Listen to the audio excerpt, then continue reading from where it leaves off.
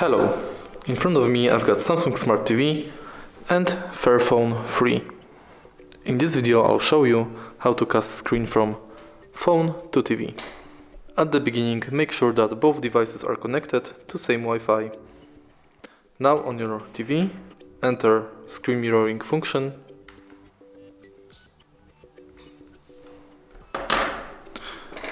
Now on the phone swipe down notification bar, extend it and enter screencast. Go to settings, tap on three dots button and enable wireless display. Now you can select your TV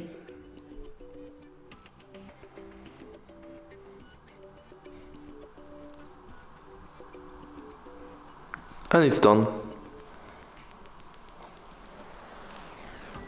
If you find this video helpful, please leave like, comment and subscribe.